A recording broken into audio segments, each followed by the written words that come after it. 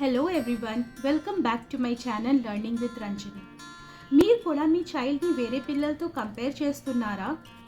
అవునండి, మన పిల్లలు అందరిలో చూస్తే ఒకరు అర్లీగా నడవడం స్టార్ట్ చేస్తారు, ఇంకొకరు లేట్గా మాట్లాడటం కదా అండి. ఇలానే జరుగుతుంది కదా.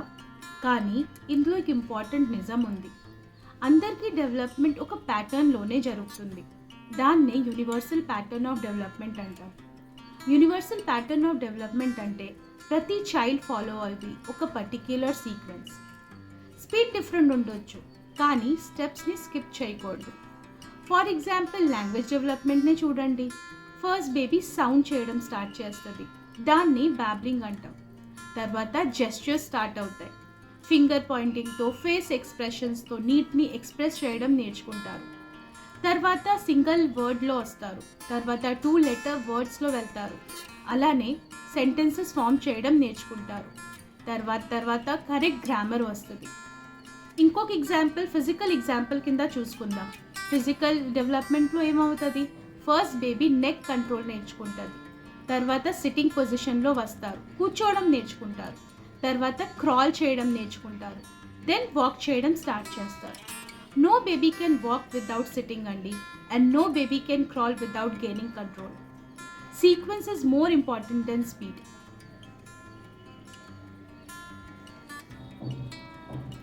బుక్స్లో ఏజ్ చెప్తారు, but age is just average అండి. ఒక బేబీ 9 మంత్స్లో నడవడం స్టార్ట్ చేస్తారు, ఇంకొక బేబీ 14 మంత్స్లో నడవచ్చు. రెండు నార్మలే, బికాస్ సీక్వెన్స్ కరెక్ట్గా ఫాలో అవుతుంది అని.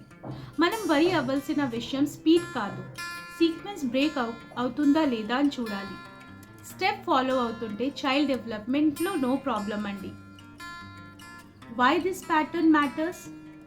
ఈ యూనివర్సల్ ప్యాటర్న్ మనకి హెల్ప్ చేస్తుంది కంపారిజన్ని అవాయిడ్ చేయడానికి, అన్నెసెసరీ టెన్షన్స్ తగ్గించడానికి, చైల్డ్ని ఇంకా బెటర్గా అండర్స్టాండ్ చేయడానికి. Development is not a race అండి, it is a journey with steps. ప్రతి స్టెప్కి వాల్యూ ఉంది. ప్రతి చైల్డ్కి టైం కావాలి. Trust your child and trust the pattern. Thank you everyone.